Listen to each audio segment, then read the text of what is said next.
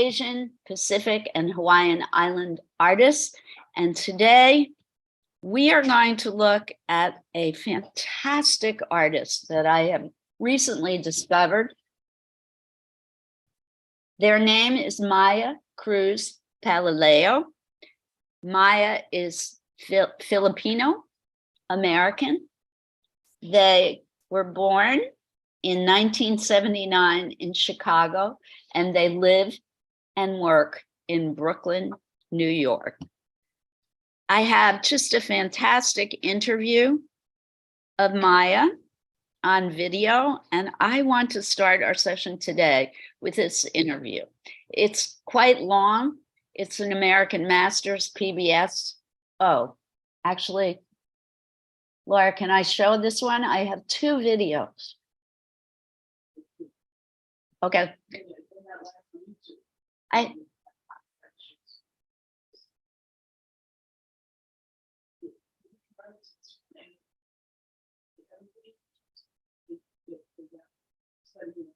Okay, so we're gonna watch it, and it's quite long, so we're not going to watch the entire thing. But if you are a member of PBS, you can watch this video, the full and complete video, on your own time.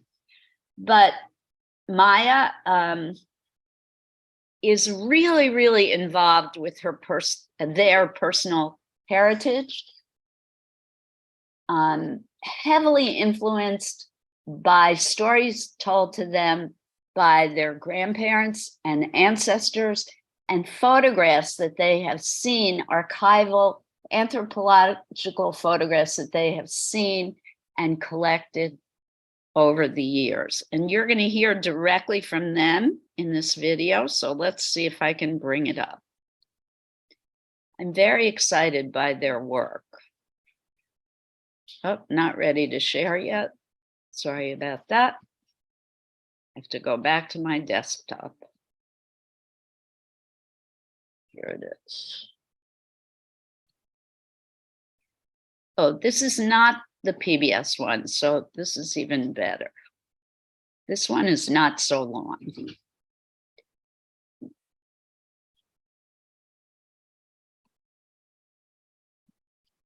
Everyone at home, I hope you can see it. It's Maya Cruz Palileo, and I'm a painter, and I'm based in Brooklyn.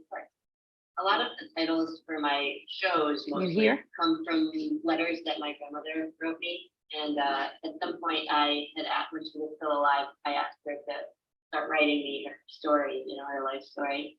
And she was a little shy to speak, because when she would write something, and it would be like kind of long, and then she'd be like, oh, it's long cuento, I've talked too much, like it's too much, long cuento. But cuento means story, so it's basically a long story.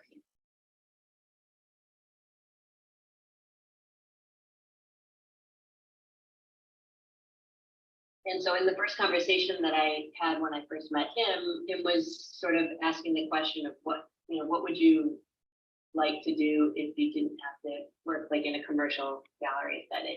That question really planted the seed, and I came out to see the space. And when I got to the Wattis, the first thing I kind of felt was the wide openness of it, the big space, and I saw the skylight and the large back wall. And so one of the things that I thought, well, this is kind of an opportunity for me to work really large. So at that time, I was working on this proposal for a public art project at this cemetery called Cypress Hill Cemetery. And so I had gone to see that space, and that space also was like very vast.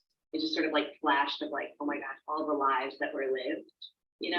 One of the things that I learned was that at some point the cemetery had become grown over with all of this growth.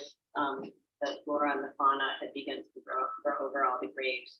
That really struck me, and I started thinking about what it means to disappear. Like, what does it mean for something to become overgrown? And I just sort of had this like vision of like figures appearing and disappearing in like a lush landscape. Even though those graves are visible, like what was there before that? We don't.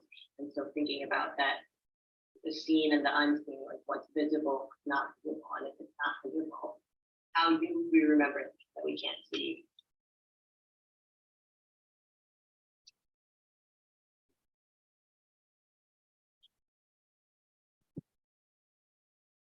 when I first started doing the research of not only my family, but then the larger picture, the history between the Philippines and the United States, of course, is a colonial history. I did sort of map out what I wanted to look at, and I wanted to make sure that I was not only looking at one side, one side story. Much of our history is written by either the Spanish or the American, but there are archives by Filipinos. And one of the main ones that I was looking at was paintings by Damian Domingo. I think the thing that stood out to me the most for those was that I got a sense that there was with a pride and care, there was a lot of consideration and care, and that to me was in the formal aspects of the work, which were strokes, the materials. And then when I switched over, I started to dig out the photographs from the Dean Worcester archive. And it was all Dean Worcester's writing. And that to me was the most painful part, because here was this dude just saying what he was seeing and sort of forcing that narrative, that like overarching narrative. And I think the anger, fueled the work when I got back. That there was like this sort of indignant feeling that I had that was like, no, you can't get away with that. I'm gonna change the story a little bit. I'm gonna take these people out and I'm gonna put them in a different. It always it all comes out in the work. And I think now those images, now have become, I've sort of soaked them into my body. Like I love them, and I can't really tell you what they're doing now, but they're definitely like something's changing.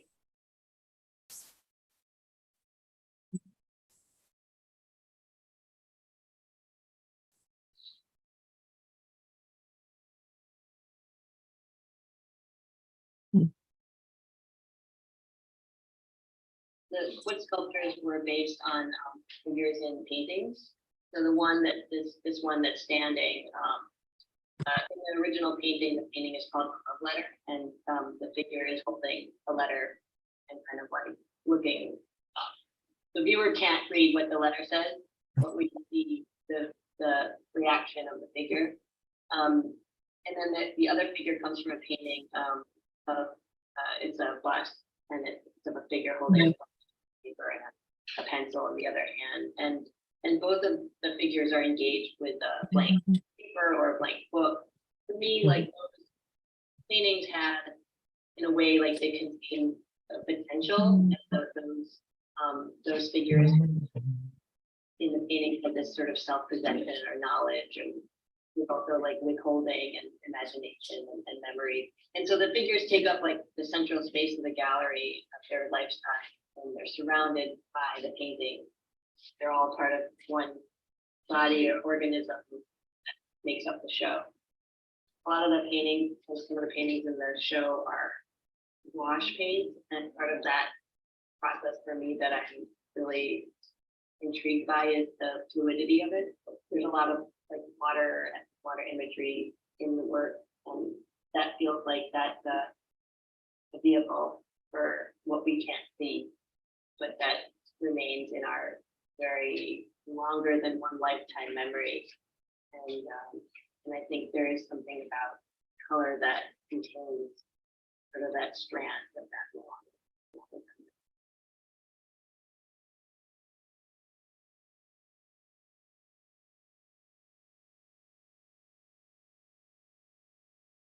Beginning, when Kim asked me like, what would you like to do that you can't do in a commercial space, and I think like that was such a, it was like it unlocked it was like a key that unlocked this gate, I guess, that I was in. And obviously working on a larger scale, but another thing that's really exciting that I'm super excited about, and that I hope to do in future projects as well, is that I'm collaborating with my cousin Dahlia Nayar, who is a choreographer, and she works with the Trio. The three of them will be doing a multimedia performance in the space on the last 2 days that the show is open, and they are dancers and musicians. And so, like, again, that multi-sensory aspect, I think I'm just really excited to see where that goes and how that unfolds, because that is definitely something I'm really interested in continuing.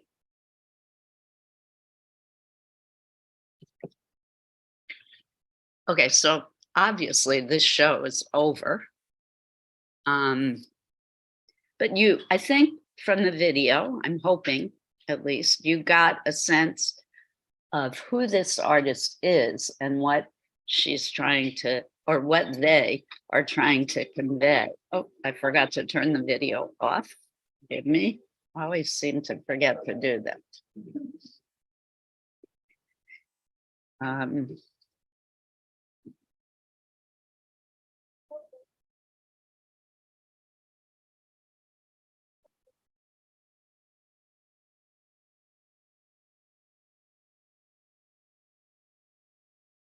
This is the PBS video, follows immediately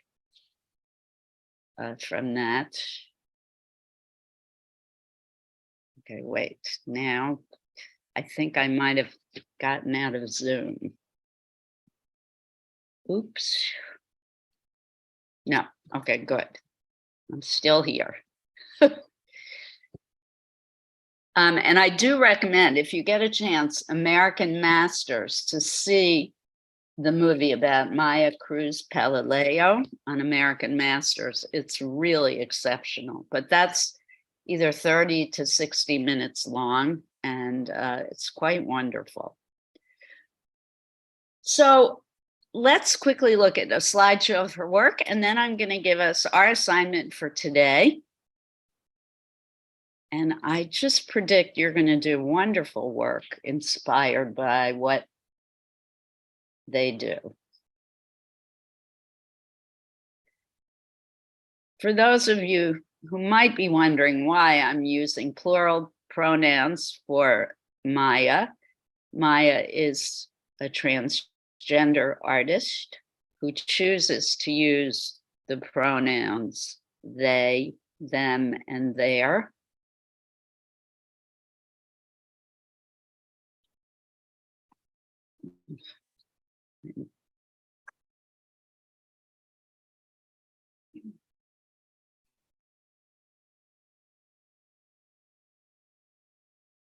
And here we go. Hoping folks at home can see our slideshow. If you could let me know if it's not visible, that would be great. People here, you can all see, correct? And here is the first image. A little blurry, but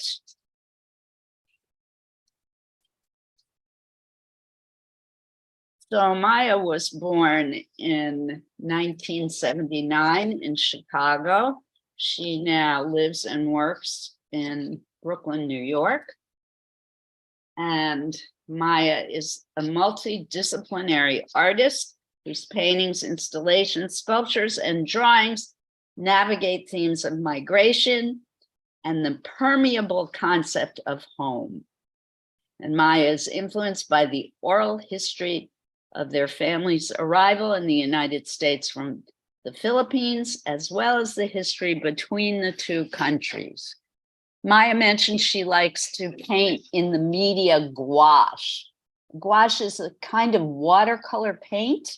It's a little bit more opaque and thick than regular watercolor paint. And she said they like to use it because it flows in water. And they like this watery quality because water tends to flow in and out of time and cover and hide things, which is part of the theme of their work. Very dynamic, a lot of motion in their imagery. Often in Maya's work, there's foliage, a lot of what to me looks like tropical plants and animals. If you've ever been to the Philippines, it's one of the greenest, luscious environments I've ever been in, filled with a lot of tropical, colorful plants. So I'm going to move on to the next one. Galileo infuses these narratives using both memory and imagination, and they produce paintings of dreamlike quality that hover between fact and fiction. Investigating the malleable language of the medium, Galileo works offer a panoramic lens through which to investigate the larger questions pertaining to forgotten histories and how best to honor these stories in perpetuity. Look at the gorgeous colors in this piece. So they work from ethnographic photographs taken by a man named Dorchester. I think his first name is William Dorchester. I have that in my notes somewhere. No, sorry, Dean C. Worcester, who was the Secretary of the Interior of the Philippines. I don't know what year. In 1913. And he was a zoologist, sorry, not an anthropologist. And he amassed thousands of photographs that perpetuated the idea that Filipino natives were uncivilized savages in order to justify US occupation. So Maya is trying to overcome these stereotypes through their artwork. They put these images of Filipino people in different environments than they found them in the photographs by this person, Dean C. Dorchester, to release them from this stereotypical image of them as less than human. So you all know that the Philippines was conquered by the United States, captured from the Spanish in the 1800s. Spain conquered the Philippines first and took it over and ruled it for many years. And then in the Spanish-American War, I think it was the Spanish-American War, the US conquered the Philippines and made it an American protectorate. Now the Philippines is its own nation, no longer under the control of the United States.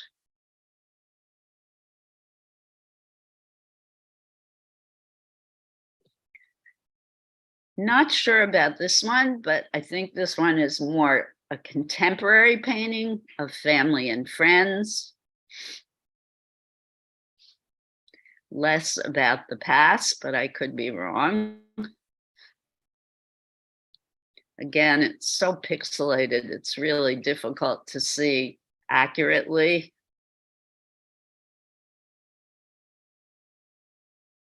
But the people are more out in the open, which is what leads me to believe it's a more contemporary image, less about the past.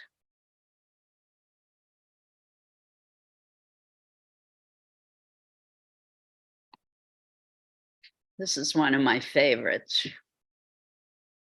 Water definitely plays an important role in their paintings.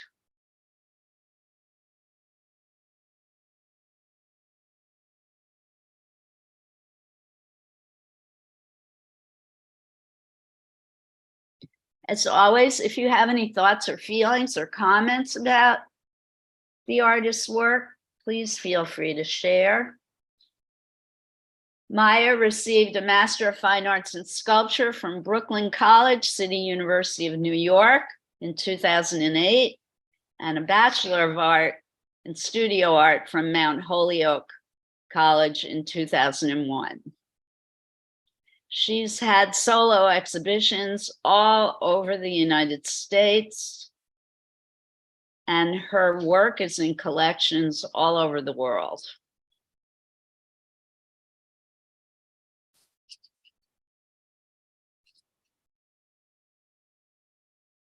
I'm not going to go through the whole list. It will completely put you to sleep because it's extensive. Look at the gorgeous colors in this. And this does my one trip to the Philippines, which certainly does not make me the world's expert, but this is what the Philippines, what I remember the Philippines to look like. This is it. Extraordinarily bright and colorful landscape.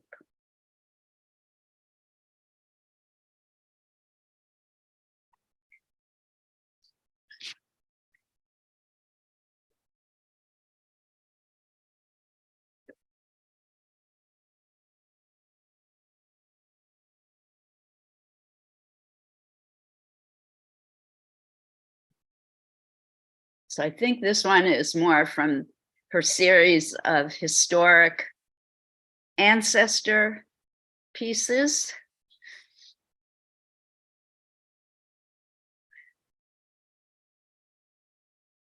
Love this, the plants shooting out from the back here. And I don't know if you can see it, but there's a hidden figure in the background covered by the foliage.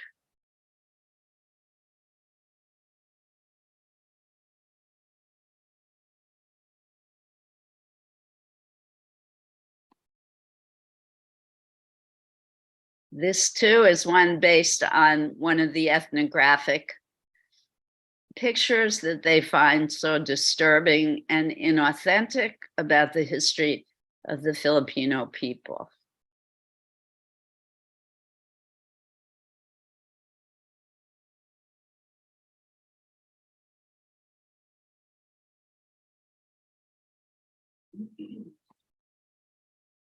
As is this.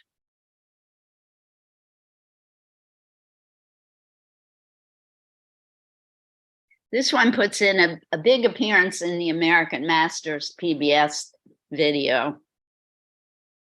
I really recommend that video highly. I'll put it in the chat box at some point during this class.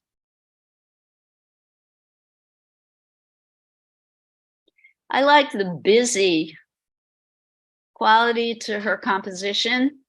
That doesn't always work for me in artists' paintings, but I find it very exciting in Maya's work. Creates a fascinating texture that I like a lot.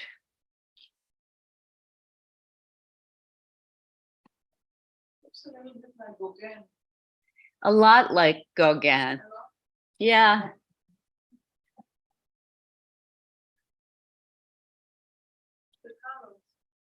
The color is very, well, you know, he was in Tahiti, which is not that far from, well, actually, maybe it is far from the Philippines, but certainly the tropical wildlife is not that much different from the environment of the Philippines.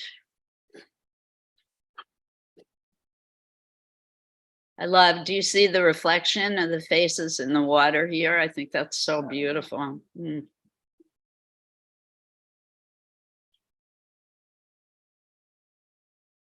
And this is Maya, the last picture. I think they have quite a striking face. I don't usually put the picture of the artist in the slideshow, but something about Maya's face I find really riveting. So I decided to include them in the slideshow. Okay, no thoughts?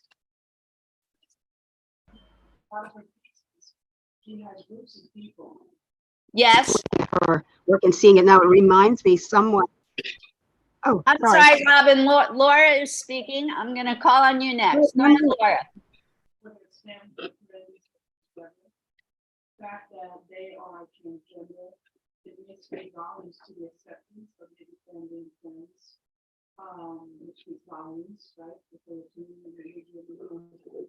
It's really breathtaking. So Laura, I don't know if folks at home could hear Laura, but she's talking about the fact that frequently Maya's paintings include groups of people, which may be speaking to the fact that transgender people frequently may feel alone or left out or isolated because of lack of cultural acceptance. Well, actually, in the PBS video, they talk about the fact when they were young, they were not accepted, and how difficult it was for Maya in her young years to be accepted by their family. So this could be a large part of the fact for why they choose to do paintings of large groups of people. But it's also, I think, leads directly to the fact that they were looking at photographs that were depicting large groups of people. So I think it's a mix, probably of both things. So thanks for your input. That's Maybe it's also about hope, faith, as a gay woman myself, I do believe in God and have faith in many things. And despite what the world does, I hold on to that because I'm not just my my character, I'm a human being. And it gives me hope that I can paint these people. It's helpful to me. right. And it's probably controversial in certain spots. So I can't imagine whoever they are. I don't know them personally, but if they can take a brushstroke to canvas and tell a story of some sort, whether it's complicated or not. But you never know how deeply rooted story can be told in these pieces, Right. The fact that she's using more than one person shows that they are not isolating themselves, being victimized by something that they're burying, they're hiding from the world. And I think it speaks volumes to us as human beings, human dignity, as we become more acceptance, and they don't have to accept the way they are, should be tolerant. So to see Right. that here, I think it's pretty extraordinary. Right. So they do point out that her art has gained them acceptance, including with their family. So it is a story of hope and beauty and joy. And once again, art can change the world. So thank you, Laura, for bringing that up. And again, I recommend the PBS American Masters video. So Robin, what were you going to say? And I'm I going was to just, stop the share now. So we okay, can see I you. was, oh, you don't want to see me. I'm just, recovering over here. But I get it. I know you've been there twice. What I just wanted to say is at first, when I was looking at her work before class, and also it reminded me something of the artist of last week in the white and the lots of things Yes. going on and a lot of color, and it was a kind of thrilling connection between the two of them. That and also I wondered in her painting, sometimes she's with a man and a woman, and is that, I wonder if that's both parts of her, or she's actually relating to another woman or another man. It's interesting, how she's expressing her evolution, I guess you'd say, as an individual. That's I it. I love that. And you're absolutely correct. She does share that in common with the artist last week, using white as her defining tool, as opposed to many artists who use dark blue or black for outlining. Maya uses white quite a bit as a highlighting and outlining tool. So thanks for pointing that out. And yeah, frequently there are both male and female figures in her paintings. So that could be showing both sides of her. So thank you, Robin. That was really, wow, we've had some great observations this morning. I'm putting right now in the chat box the name of today's artist, and also the fact that there is a video about her on American Masters, which is a PBS video. And then I'm going to tell you what we're going to do today.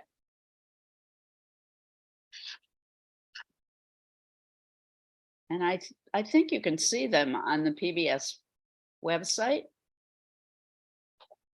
Oops.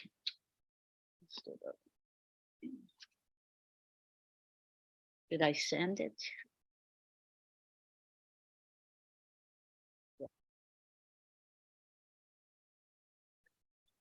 So you should be able to see in the chat that information. Okay. So today we are going to do something that artists have been doing for centuries. I want you to either take a selfie on your cell phone, or I brought in a few mirrors for you to use. Those of you at home are lucky because you probably have a mirror available to you. I don't have enough mirrors today for everyone in class to use, but there are a few.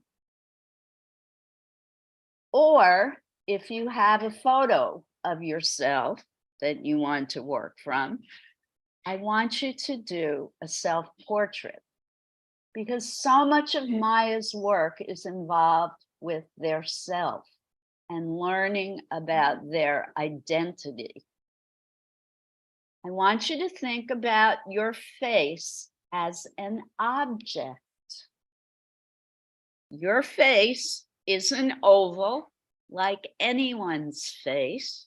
You're going to start with the oval and the guidelines like we always do when we do the human face. You can use eye length for measurement. I recommend that you start first lightly in pencil. If you want to work in color, you may. There's all kinds of drawing equipment at the back. I did not bring paint because I don't think we're going to have time today to work in paint. Those of you who might have brought your own paint, feel free to use paint. Any questions? It is not as hard as it sounds. It's going to be fun. We are incredibly beautiful people, myself included. This is an exercise in getting rid of the negative chat inside our brains. Think of your face as shapes, lines, shadows, and light. Let go of what you look like. You are an object today. Any questions? May I do some family member instead of myself? I want you to try yourself first. So there. If it's really impossible for you, I'll relent and let you try doing someone else. But today, I would prefer you try drawing yourself. It's not that difficult. Somebody's, oh, okay.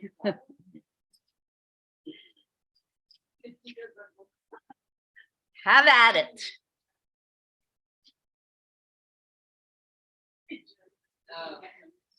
Why is my chat so big? Okay, there we go. So everyone at home, you got it?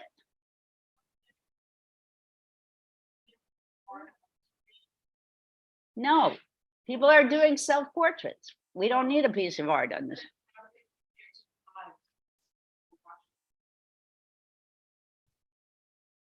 Okay, yeah, I'll put a piece of art on the screen, but I'm. All right, okay, here's how I'm going to relent. If you want to draw Maya, you may. If you are so much against drawing yourself, you may draw Maya.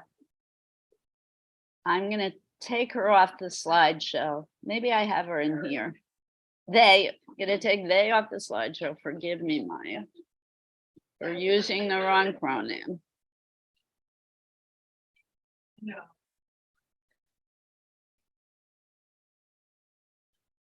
I don't know why you put this in the chat box.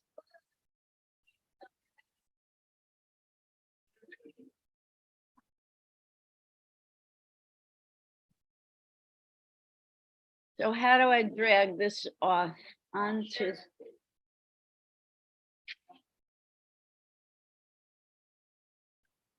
Can I drag this? picture.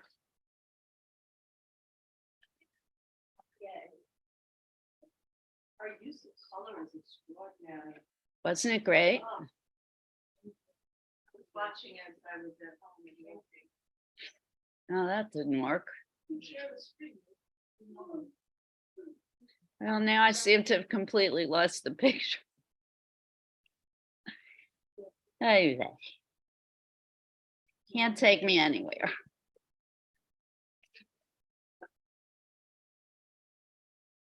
Let's see if I can undo that edit. Yes.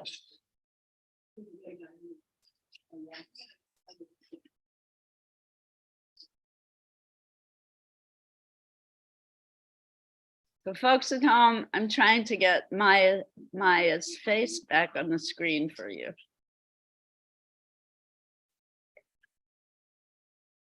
But it's off center now. Ugh.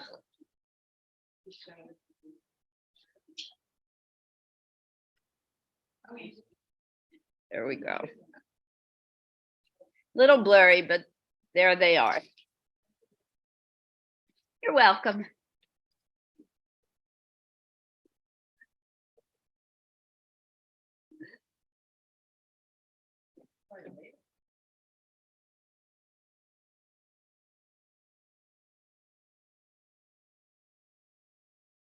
SD, you want one of these, right?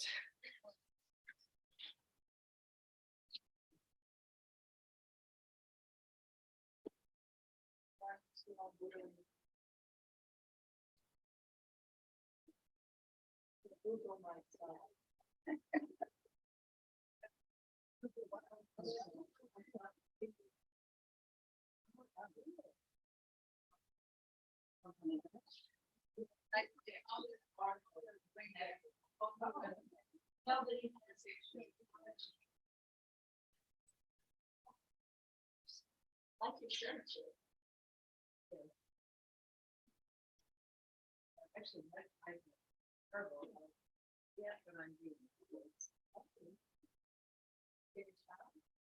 not yet, but I. Great. It's to just be. Yeah. My eyes are so itchy and I just sit down with them and all of these. I can't love that because that's right. Vitreous direct. I can feel that. Yeah.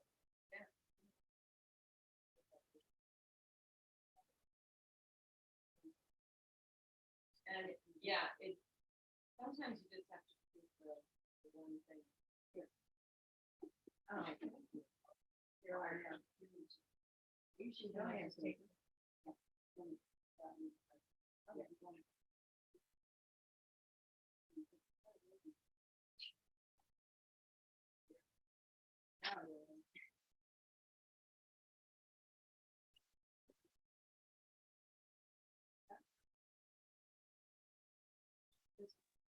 Is that yours? I was wondering. You need it?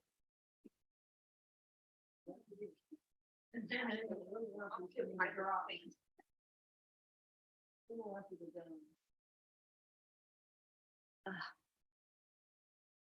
You have any more mirrors or not? Whatever was there. I used to have so many mirrors. No. No. Okay, Just a reminder, children, this is garbage. Garbage in the little can, recycling big can. Oh. Can't recycle this, unfortunately. Paper cups, they're garbage. And that paper towel goes in. Here's a mirror.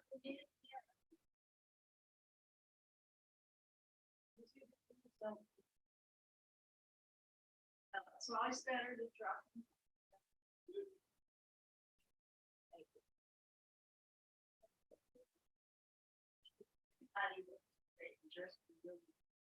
Who's the best?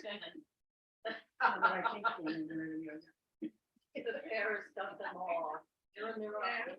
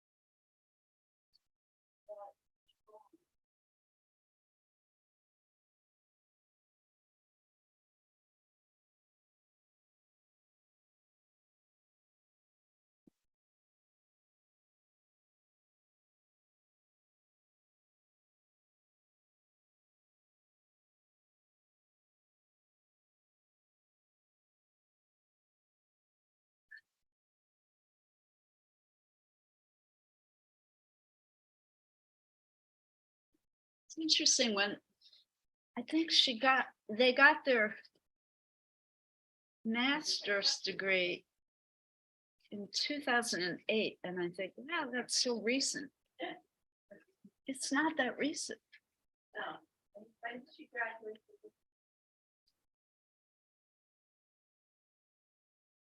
So there you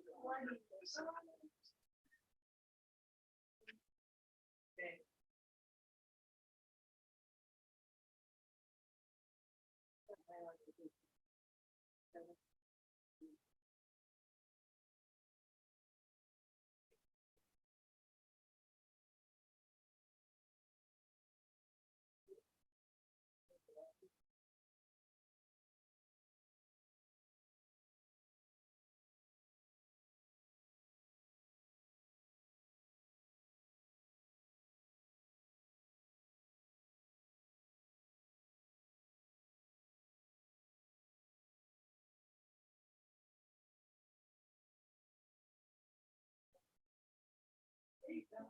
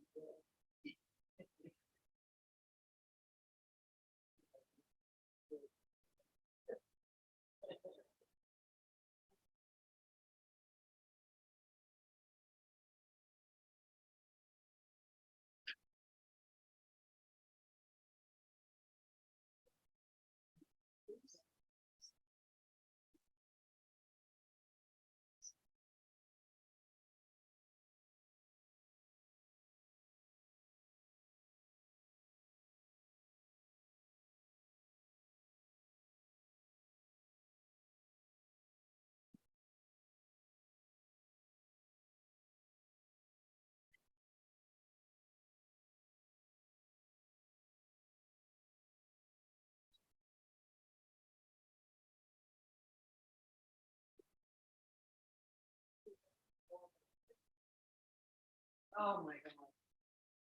You can just take it out. You're Google. Working that. I like Google. I mean, Google. You can call it a giggle. Oh my God. Yeah. Yeah.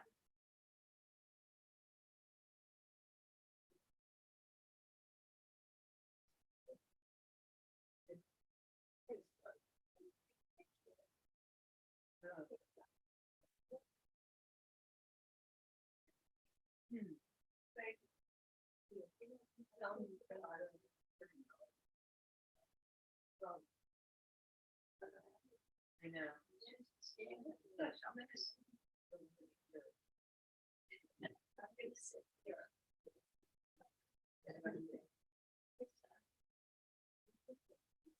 Guys are gonna watch it.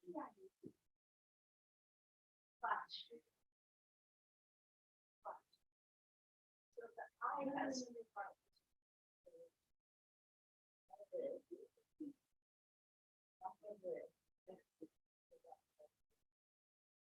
Watch.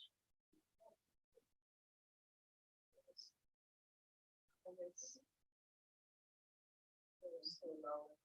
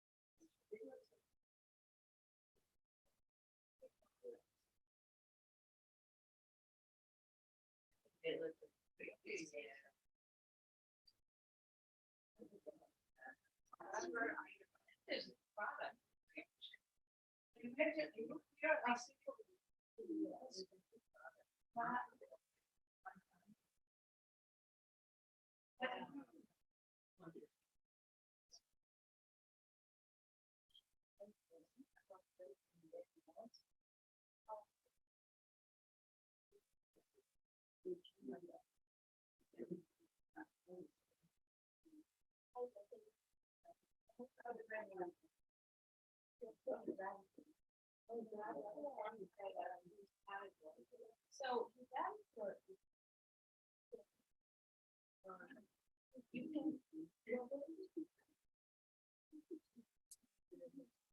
you can find it there.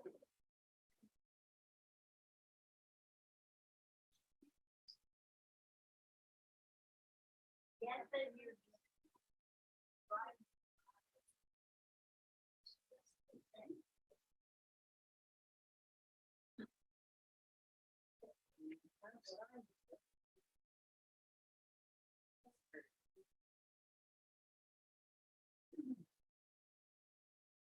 Yeah.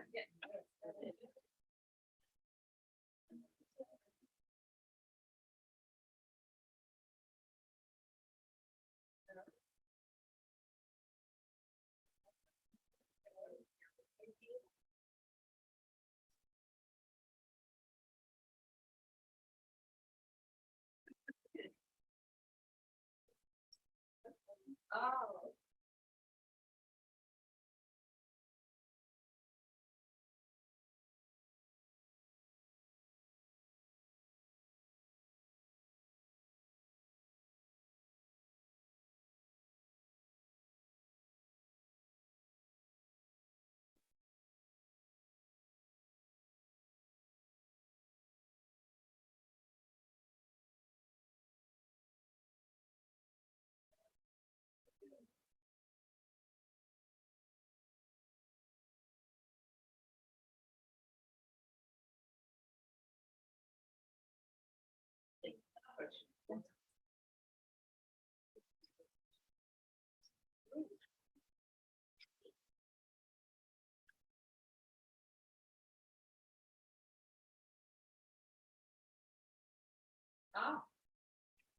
Yeah, yeah. Oh. Trying to console me after staring at my ancient picture.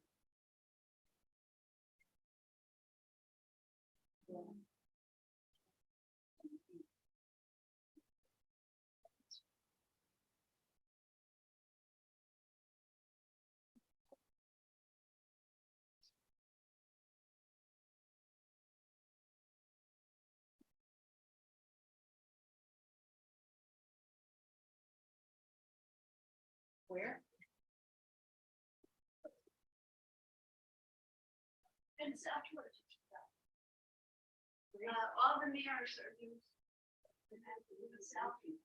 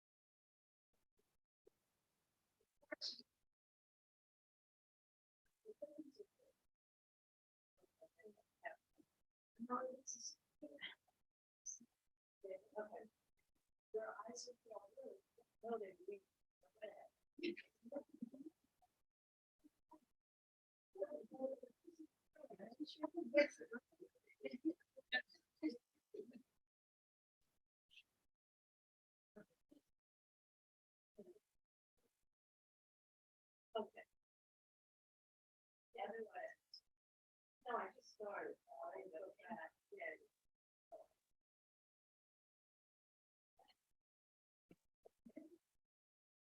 I'm doing.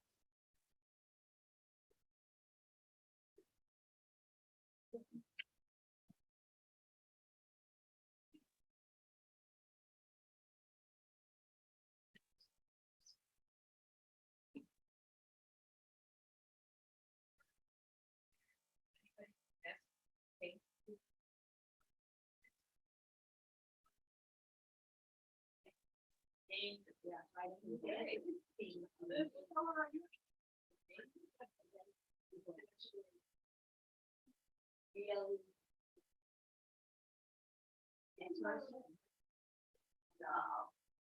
Oh. So, 80-year-old is news.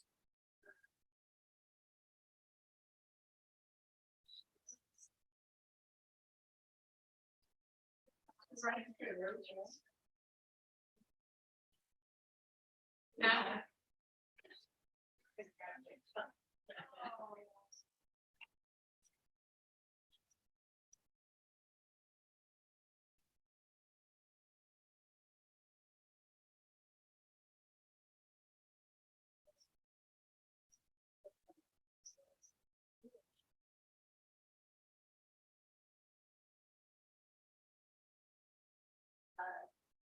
No, I had actually had. About what school of the public school history? I mean, I commend her for doing it. I'm not sure I like her. I want she to show herself the way she's really. But listen, how about everybody do this? Yeah, yeah.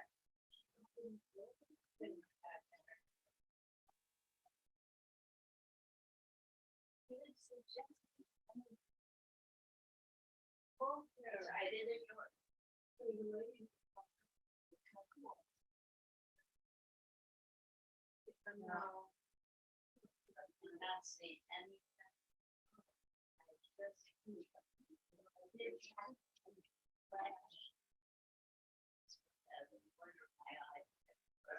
mean, if you really want to talk about it, you should. Go back and bring it close. That's it. Folks at home. I have been neglecting you. Everybody at home, okay? See, I can't, this is the problem with having a picture up on the screen, Laura. Can I watch? Can I see the participants? Yeah, gallery. I think, Robin's the only one in there. What? What happened? Robin, you good? Unmute, Robin. Well, Stephanie takes a pastel class in her hometown.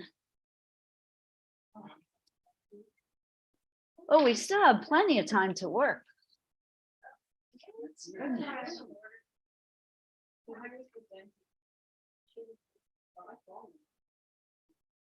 Wow, you guys are doing great.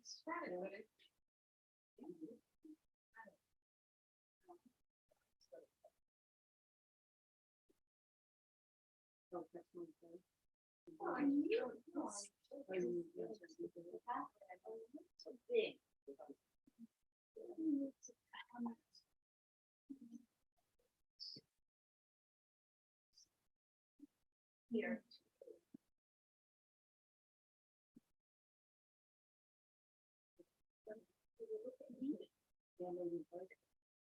Here to here, and bring it in. They always do that. They always do. Straight there. One is right now. Very good, very good. It really looks like it.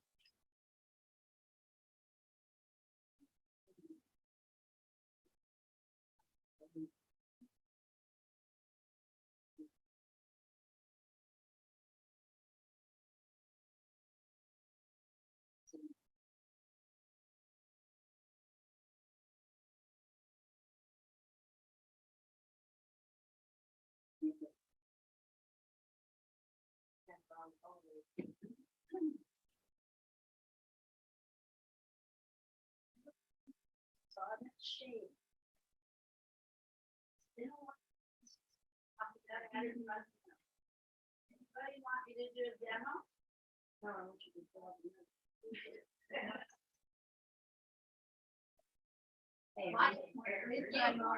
At least my mind.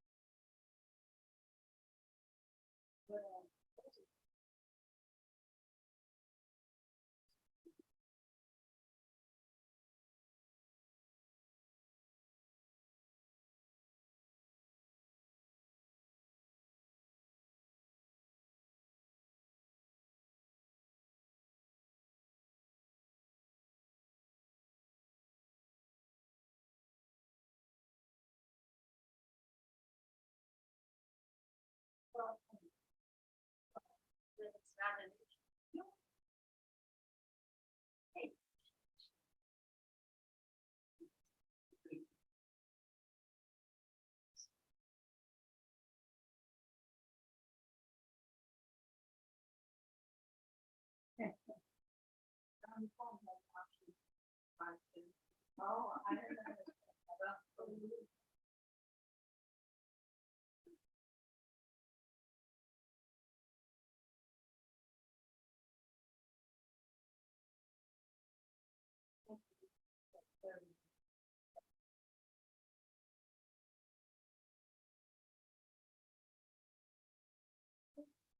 I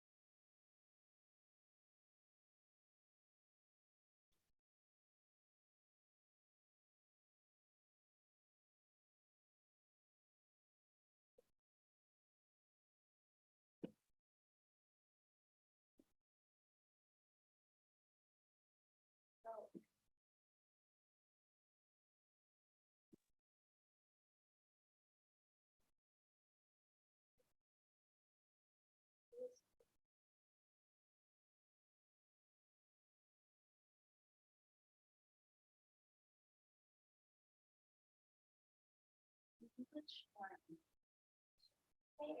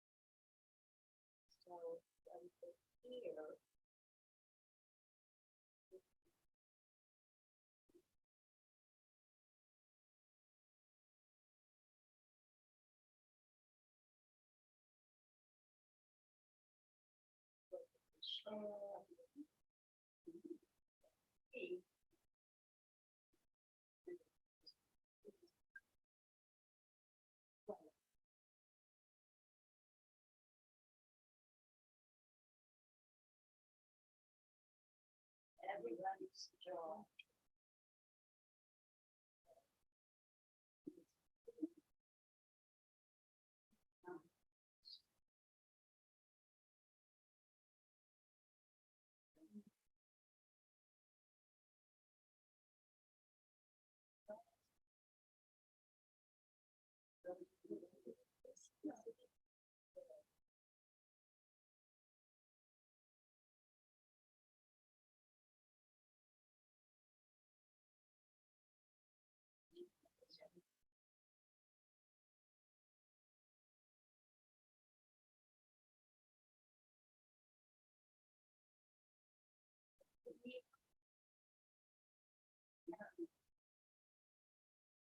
It's part of your hands is often also it's part of the eye color.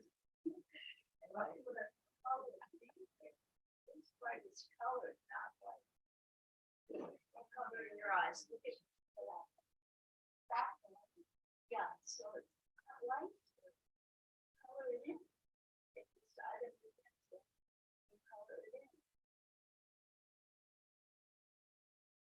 It's part of really dark black. Right? Instead of light, bright light showing. It's dark. Very dark. Yeah.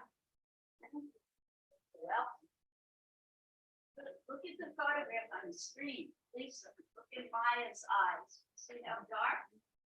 Very, very, very dark. That's what- But you're storing. That's on the other side.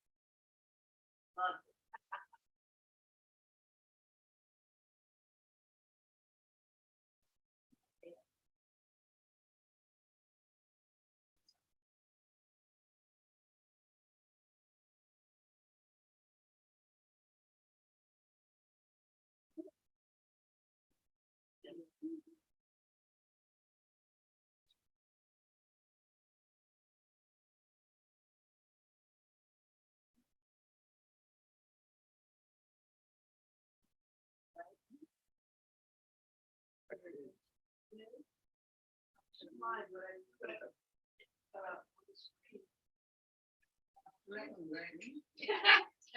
Liz is gorgeous. Wow.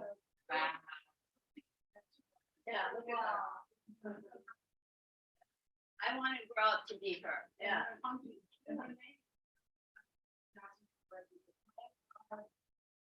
Gorgeous. Yeah. Yeah, people at home see her? Yes, yes, I'm sure.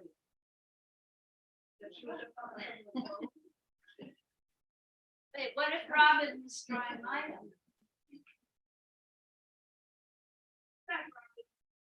Have to do ourselves, no?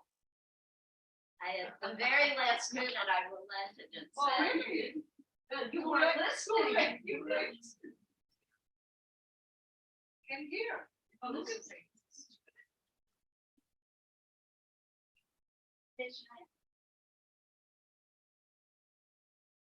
Yeah. Wow. Wow.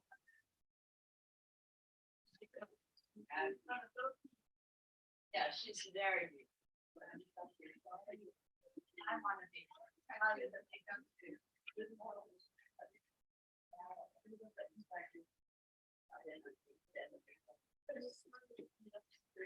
Yeah, Dan.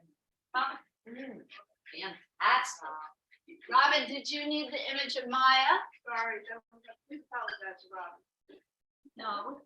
No, she said no. Well, you want to put it back because somebody, E just came. Oh, E's in the house. Hi, E. We're doing self-portraits or Thank you, Betsy. this picture. You folks were not listening. Oh, we were listening. You demanded that you could draw. At the very last minute, I relented And said we could draw mine. and said you could draw our artist, Maya Cruz Palileo. This is practicing the wiggle. I am. I would never do this with my children, my very young students. You know? Only with my adults.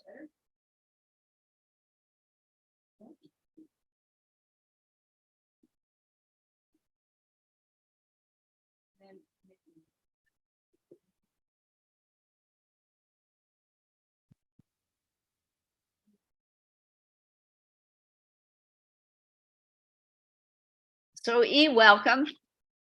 There is a little bit of time left, not a lot. We are working on some portraits today.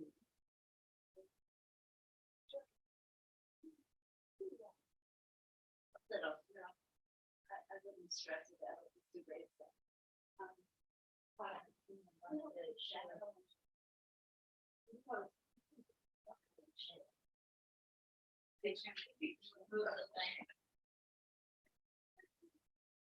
Sally, this is everything.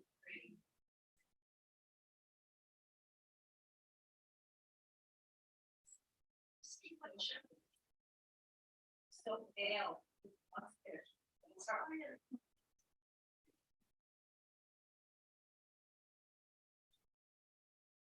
Yeah.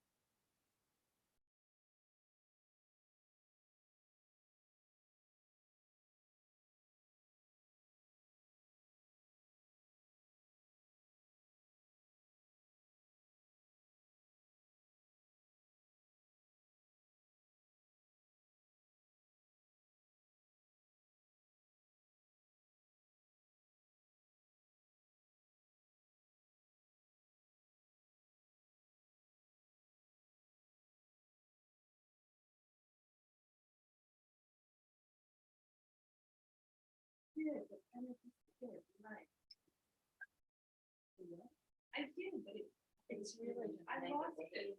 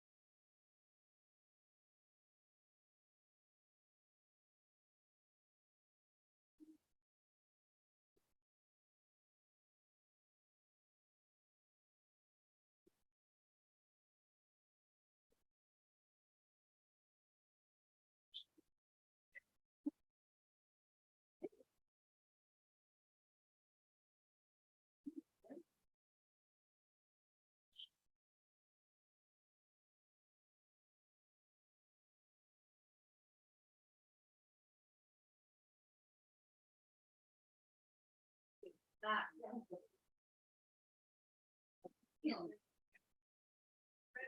So let me mention this. Robin and Anchor. They doubled the amount that. So another announcement. Oh, I'm gonna stop share. Sorry if you're drawing Maya, anyone. But I have another announcement.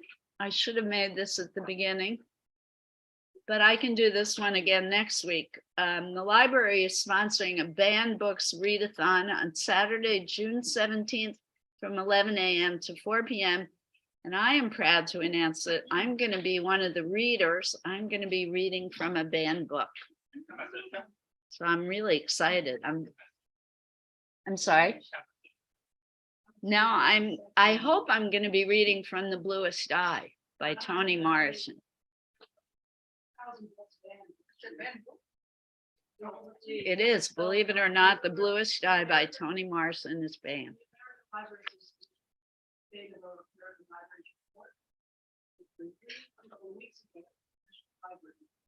The amount of banned books doubled from last year. 2169. That's in addition to what we've already done. Wow. What states? Florida? So you can get the report and see. But we're talking. Private info. Specifically targeted for color and authors and characters. That's just the name of it. And where is that list available? Yes, we make new films. Every library association has their website, but you can find that Okay. information. So the American Library Association has the list of over 2,000 banned books.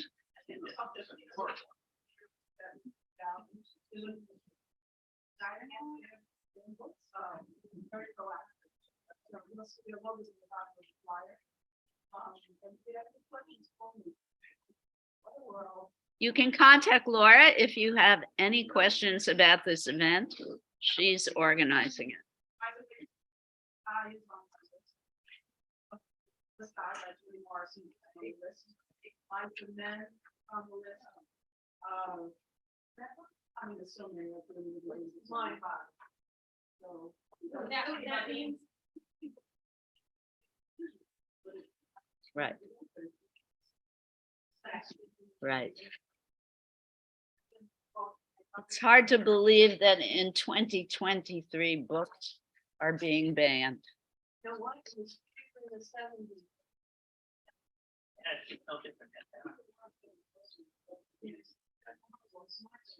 I'm in total agreement with you, Daniel. And I was lucky enough to have parents who did not refuse me anything. I was allowed to read whatever I wanted. Remember that book, Our Bodies, Our Selves? Yes. I still have it. With my Bible. So does that mean that the banning is too much from? I didn't look at all the time.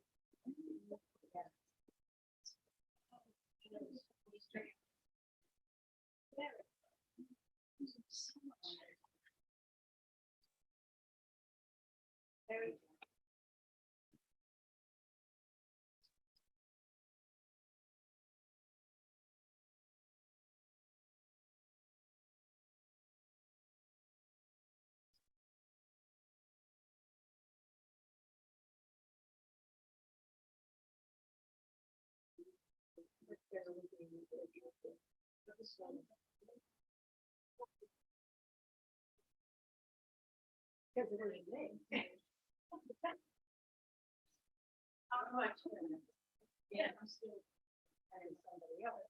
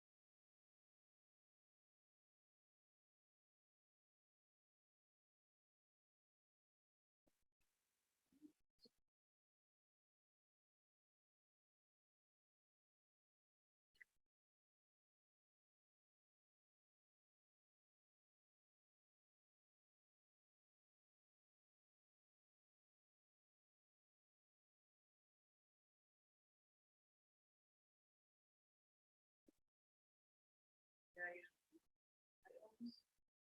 No. Oh, no, oh, they do this one.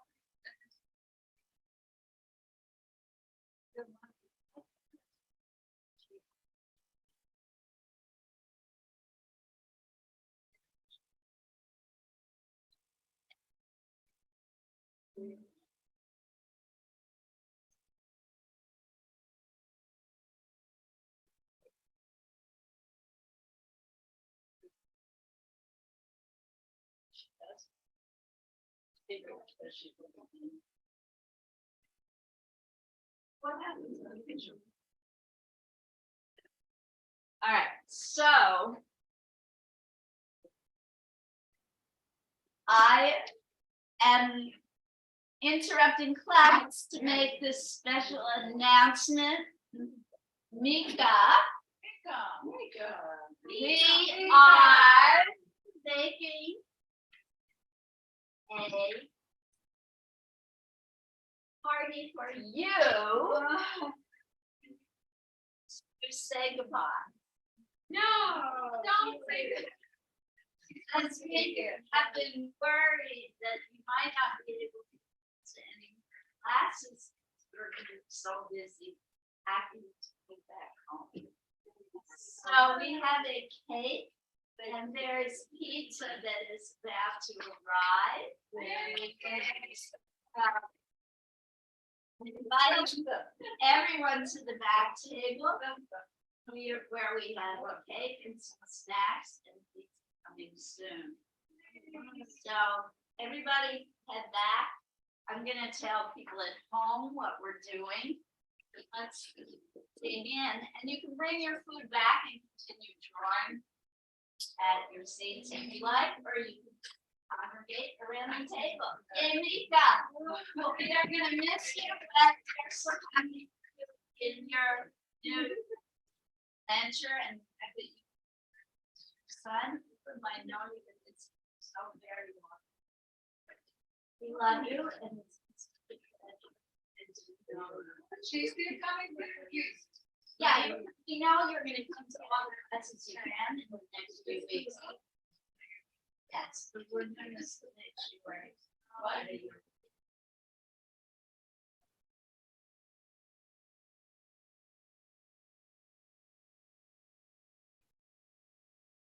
Can I give you a hug? I know.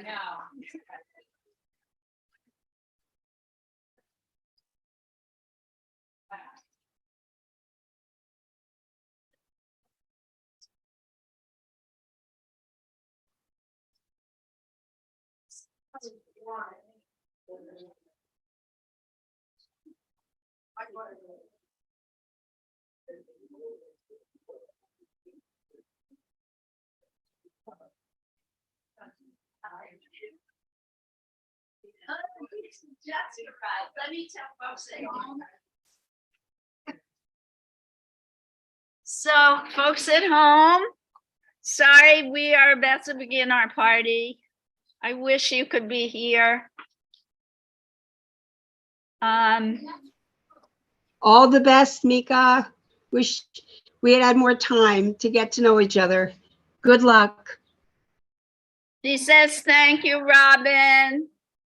Would you like us to go on camera so you could watch us eat? Yes, Would please. you like to say please. goodbye to folks at home? Yes, please. I'd love to see you all. Cut to the computer, Mika. Thank you. I really miss you. We'll stay in touch. We will stay in touch. And Robin said, thank you for being part of the class.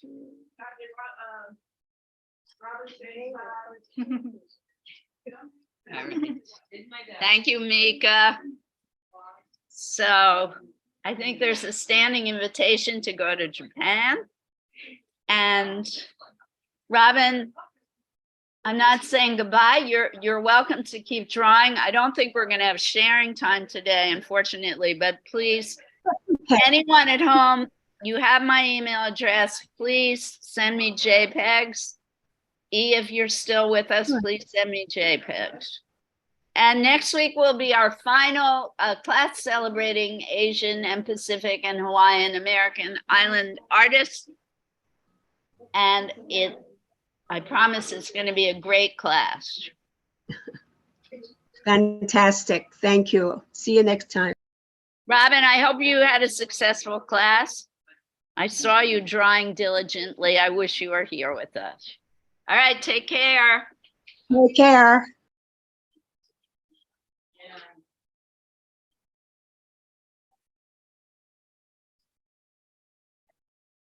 right, guys, I'm gonna eat.